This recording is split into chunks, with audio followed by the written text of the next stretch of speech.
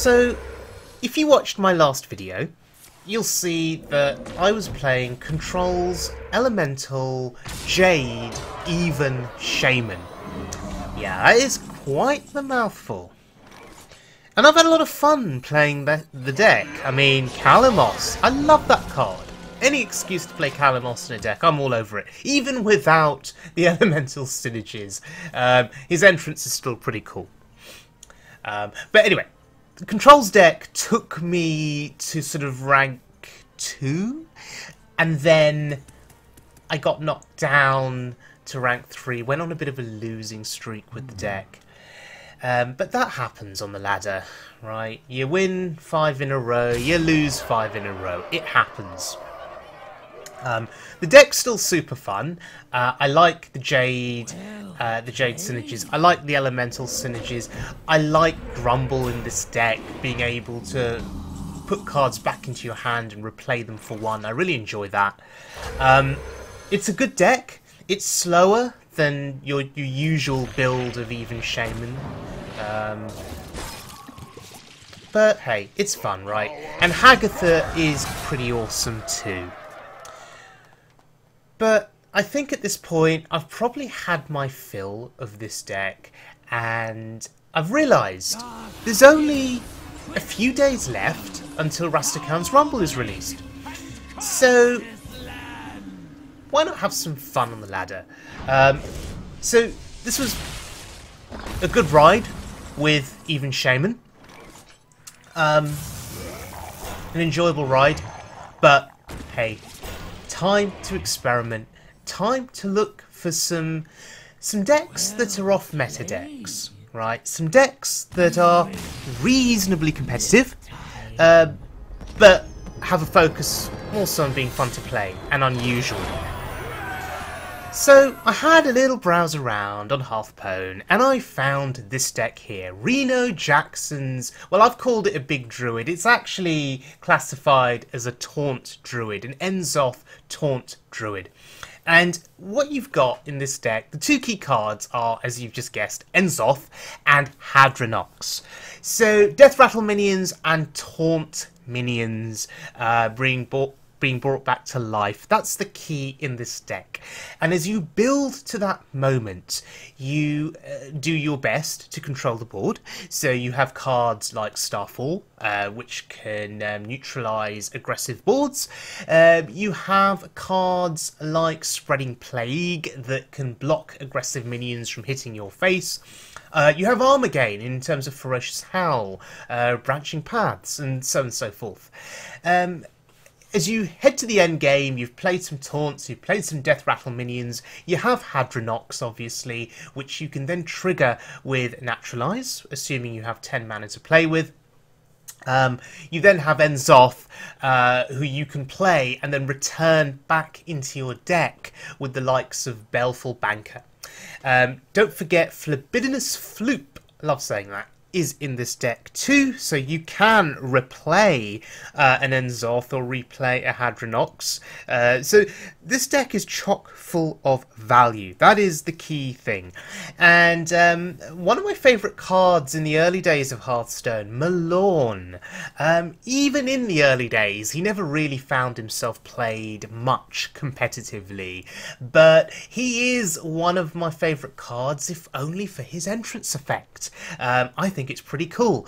And then you play him, he dies, he goes back into your deck. So the value from Malorn is pretty insane. Really, the only way to stop him is to hex him, I guess, or to silence him. But yeah, pretty cool card. What else has this deck got? It's got the Lich King, which if he sticks on the board for 2 or 3 turns, you can hopefully get value from the cards that he gives you. I guess, what are we looking for? Death and Decay is pretty awesome against aggro. But of course, he's got, is it Doom Pact, which I think is the board clear card. That's pretty cool too. You don't mind losing a few cards from your deck if you've already got the key cards in hand that you need to finish the game, like Enzoth and Hadronox, for instance.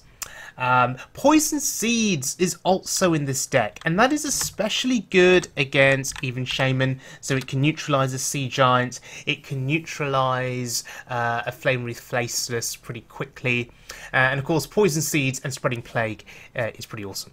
Now this was my first game playing this deck, right? Very inexperienced playing this deck. This was my first game, and look what happened. Gnome milled my ends off. So do you know what? Forget that game. It's safe to say I lost. Let's move on. The forest fights back. Okay. Second time lucky maybe against the Paladin. So, RenoJackson, the player, not the card, RenoJackson, who has authored this deck, has written an incredibly extensive guide on Hearthstone. And in his guide, he recommends keeping Starfall and Ferocious Howl against Paladin. So that's exactly what we're doing. According to RenoJackson, the matchup against even Paladin is even, pretty much. It's worth noting that this deck... Oh, it's not even Paladin, of course. It's Murloc Paladin. Oh, well, same thing. He's going to be an aggressive Paladin, right? So we'll just call it Aggro Paladin. So your chances against an aggressive Paladin are pretty much even. That pretty much means it can go either way. This deck is not an overpowered deck by any means, right? I wouldn't call it tier 1. The focus really for me is just having fun, and that's what this deck is. It's a fun deck. So looking at RenoJackson's guide on Hearthstone, the chances against an aggressive Paladin are sort of even, 50-50 I suppose. Against Jade Druid, even. Mech Hunter, your chances are even. Big Priest, your chances are, you guessed it, even. Exodia Mage, you're unfavoured. Kingsbane Rogue, slightly unfavoured. Even Shaman, unfavoured. So, this is not a meta-beating deck, right? But RenoJackson, according to his guide, his win rate to rank 19 Legend, he went 11-4. His win rate to Legend from rank 5, 63 wins and 24 losses. So maybe it's all about the player and not so much about the deck itself, but more about the player that pilots the deck. Clearly, RenoJackson's a good player. Better than me. So anyway, back to this game. I'll stop rambling. So this Murloc Paladin has, thankfully, just buffed the health on his minions. He didn't get the attack buff. If he'd got the attack buff, our face would have hurt a bit more then. And I think that is a worthy Poison Seeds board. The reason being, it disrupts his Murloc synergies, right? If he'd got Murloc War Leader in hand, those Murlocs with the health buff and then the attack buff would just be more difficult to deal with, just be more annoying. So here, I can either Starfall or I can Spreading Plague. Starfall would just cleanly remove these minions, but I'm actually going to coin out Spreading Plague, and I'll try and explain why I've done that. I want him to commit some more Murlocs to the board, and then I'd be happy to Starfall. Unless he runs Equality, he's going to struggle to get through these taunts. So what he'll probably do is trade the trees into the taunts one at a time. Try and kill off as many taunts as possible, but that then weakens the trees, and I can then trade the remaining taunts into the remaining trees, and I've still kept my Starfall intact and ready for another board that will have Murlocs. Okay, so I'm essentially holding back my Starfall until I feel it's absolutely necessary to play it. I hope that explanation makes sense.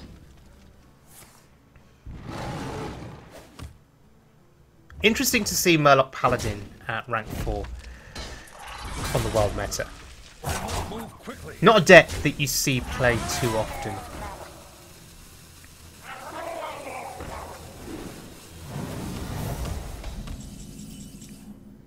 Okay, so I can now trade... Oh, well, I can trade the trees into the tree ends. Alternatively, I could just Starfall this board and remove everything. I have no time for games. But again, I don't see a reason to do so. You see, I've just made these trades, and my taunts, some of my taunts, are still alive. I want to get as much value out of these taunts as is possible before I decide to pull the trigger on Starfall. Starfall is the only AoE that I have available in my hand at the moment, and therefore we need to be careful with how and when we use it. Let me think. And I've played Sylvanas. Why did I play Sylvanas? Why didn't I play a Death Lord? Or a Rotten Apple Balm? I played Sylvanas because this is probably one of my last opportunities to actually play her. As the game goes on and he does more damage to my face, my priority will be to get taunts down on the board. So the Death Lord, the Lich King, and so on and so forth, to protect my face. So this was an opportunity to play Sylvanas when my health total is semi-respectable. Just get her out there, because I may not have an opportunity to do so later.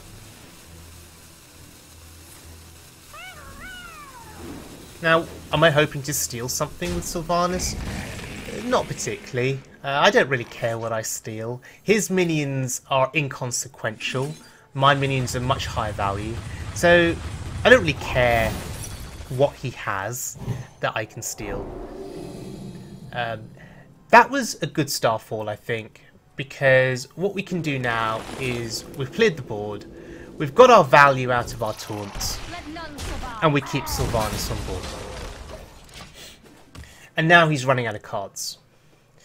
And our heavy hitters are now going to start coming down. So that's worked out pretty well for us. Call to Arms, okay, is a board refill.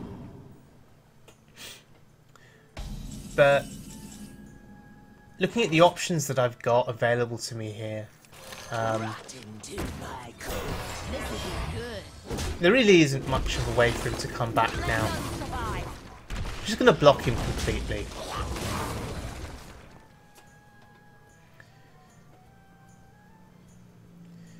So next turn, I guess, we could play the Lich King. Maybe we wait till our Death Lord is played and killed before we play the Hadronox.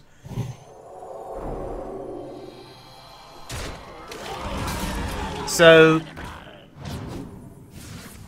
is he going to play that last card? Nope, he's holding it back. Fair enough. So the priority now is to protect the Lich King. We'll steal a stupid Murloc. Of course we get the 1-1. Not that it matters. But with that sequence of events, Spreading Plague did its job, Starfall did its job, Sylvanas did her job. She kills some things. And that's a pretty cool win against the Murloc Paladin. Okay. So, heading into our next game now. So this is my third game with this deck. And we went up against a Shaman. So, let me just give you one guess as to what kind of Shaman it is. It's going to be even Shaman, right? Now, reading the guide that RenoJackson has so kindly written on Hearthstone, we are not favoured against even Shaman. In fact, he says very unfavoured. Very unfavoured.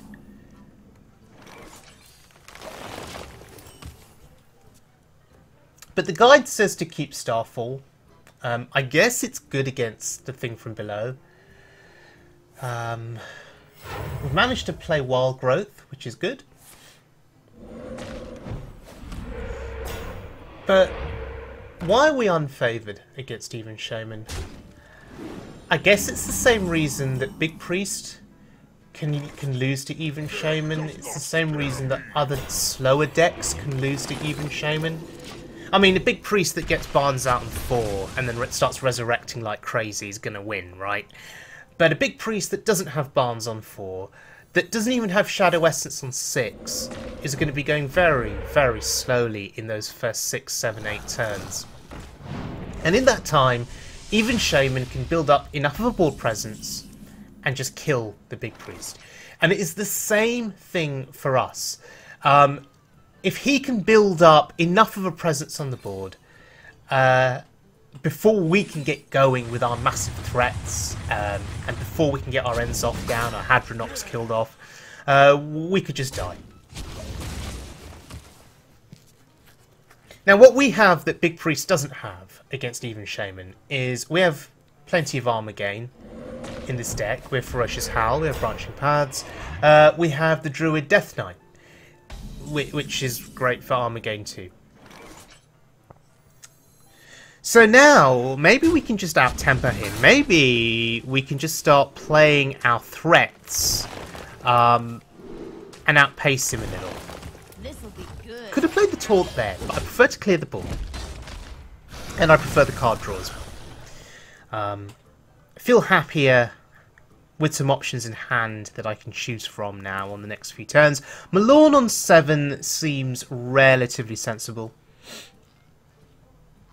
In fact, Malorn will contest a thing from below. It'll contest a 4-mana 7/7. It will contest most threats that he can play. He's playing quite slowly, which is interesting. And there's that entrance effect that I love so much with Malorn. So he has to do something here to deal with Malorn. And the thing that I fear the most is Hex. Yeah, that's really, really unfortunate. That is another reason that we're perhaps really unfavoured against even Shaman. Hex can just wreak havoc with your big threats. I mean, the fact that he's used Hex on Malorn means that Hadronox may not get hexed. So there's always a silver lining, there's always a positive to think about. Meanwhile, my hand here is... it's a bit slow, right? It's a bit slow. And the use of poison seeds is going to have to be timed ever so carefully. And I think maybe this is where my inexperience playing the deck is going to start to show. What is the optimal time to play poison seeds? I mean, Starfall here is a nice pickup. I'm going to go with the 5 damage to clear the thing from below. Just so I can keep both of my minions alive here. But you can see this is quite slow going initially. We've managed to keep him at bay. We've maintained a respectable health total. But we're not really gaining much of a foothold on the board. We're not gaining much of an advantage here. We're just hanging on with 2 minions. Warriors of the frozen wastes. And that's really, really bad for us. That's the Lich King.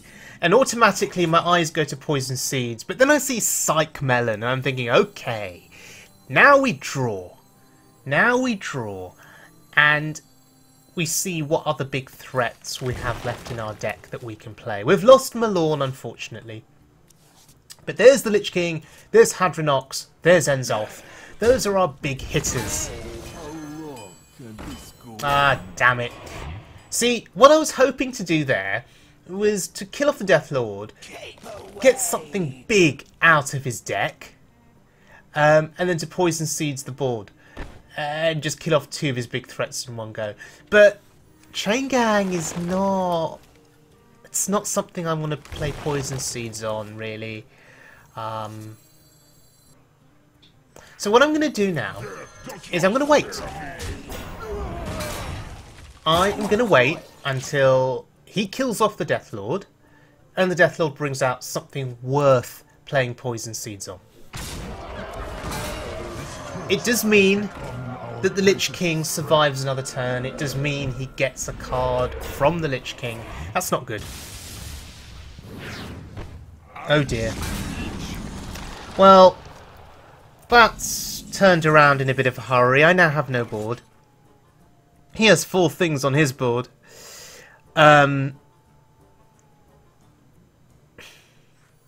So I'm going to play my Lich King. I'm going to naturalise his Lich King. Why did I do that? I have 1 naturalised left in hand for Hadronox, so it's okay. He's going to kill my Lich King probably by double trading. But then I'll play Hadronox and get it back, and it's all good. So I'm throwing... Oh, okay. So the plan was to throw away my own Lich King, sacrifice it to his board. Second Hex comes out, of course, and now my plan has gone up in smoke. Oh dear. Oh dear, oh dear. Okay, but we do have another copy of the Lich King that we can still play, and I think it's going to be really important that we play it. It'll die very, very quickly. It's a 3/4, but we need it to die so that we can get it back via Hadronox. The circle of life is But for now, maybe we just play Malfurion, right? Get a couple of Taunts in play, bide our time. The trouble with Hadronox in this deck is that Spreading Plague taunts come back to life. And that's always been a problem. A problematic interaction. You know, if you're playing Hadronox, do you play Spreading Plague, for instance? Or do you just have to hope you get lucky and your Lich Kings come back to life, for instance, and the Spreading Plague taunts, maybe only 1 or 2 of them come back to life? You just have to hope to get lucky. Okay, here's a 6/5 on board. That's really going to hurt my face over the next couple of turns, so maybe I just need to neutralise that. That's 8 damage on board at the moment. Poison Seeds, I've got 2 copies, right? So we neutralise a little bit of the damage. So the board has gone down now from 8 damage to 6, but at least there's no 6/5 on the board. And Doom Pact is phenomenal because we have Hadronox in hand, we have Enzoth in hand. So Doom Pact is pretty good.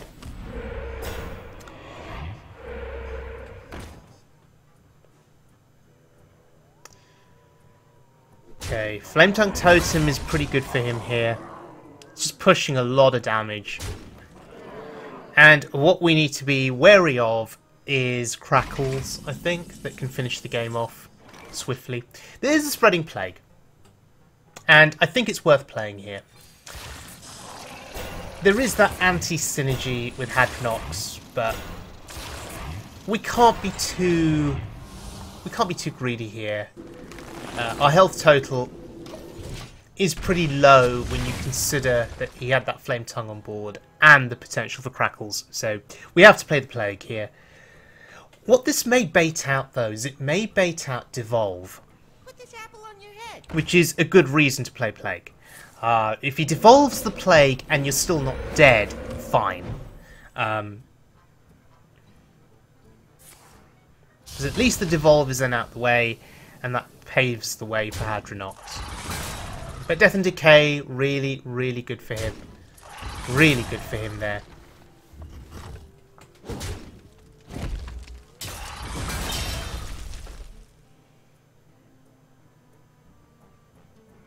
So my position in this game has been somewhat shaky, right? My strategies haven't worked out in the way that I'd expect.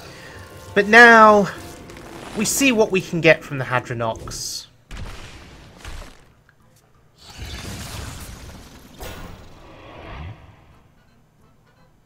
Two Frogs is terrible. Double Deathlord is decent. And the Lich King is amazing. Okay, I'll take that. I'll absolutely take that.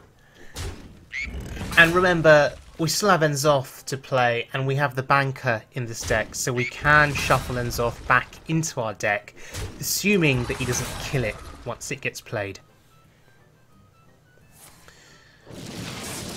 And there's the Devolve. Okay, I guess it could have been worse. At the very least, our 4 minions on this board are going to contest some of his board. Why do these juggles keep going face, honestly? Oh, let's draw me a card. And again, it goes face. Why? Why can't the juggles be hitting that 7 health minion? Why can't they be hitting Edric? There's another spreading plague. Okay. We need to kill these knife jugglers.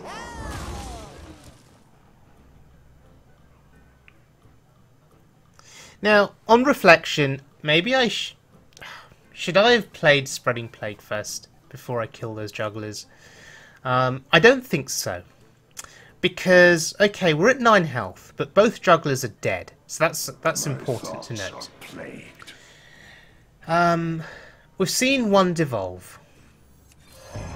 If he has another devolve here, technically we're still not dead to his board. Unless he has crackles in hand, in which case we probably are. But I think my best bet here, rather than Plague, my best bet was to play Enzoth.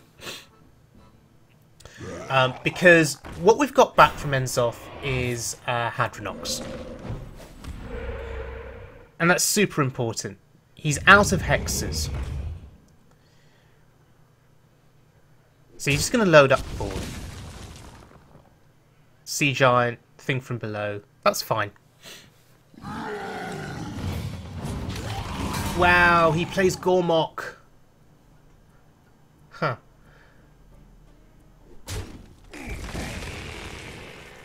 And now when you look at my hand and when you look at the options that are available to me here, I'm feeling relatively comfortable. We can gain some health here, or some armor rather. Put ourselves out of range of anything silly. And with branching paths picked up, you don't even want to do any counting. You just buff the board, right? You just buff the board. We get through the taunt. And now if we try and do a little bit of math, I believe that's lethal. That is precise lethal, which is awesome. Wow. Okay.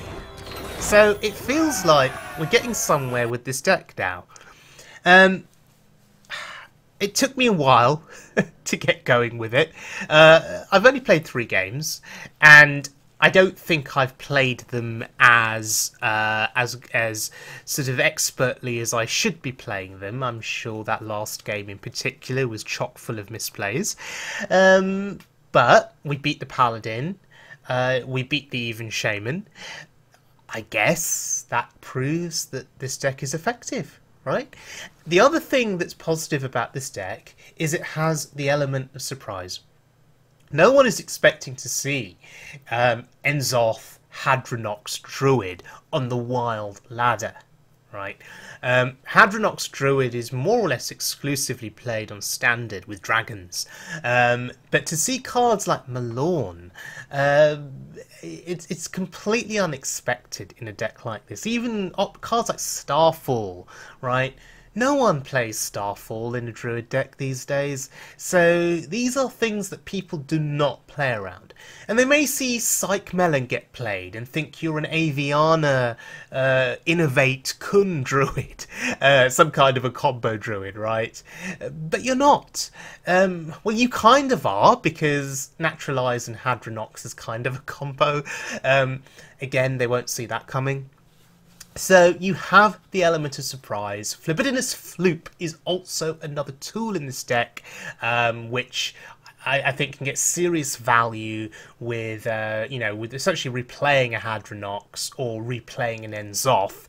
And when you combine the notion of Flibidinous Floop with Baleful Banker in this deck as well, the value is just insane. So, thank you very much for joining me, everyone. This will probably be my last video until Rastakan's Rumble is released, after of which I'll do a pack opening video, and then we'll start getting into some interesting wild decks featuring the new expansions cards. So yeah, thanks for joining me. Hope you enjoyed the content today. If you did, please subscribe. I would be eternally grateful. And I'll see you guys all again very soon for more Wild Mode fun.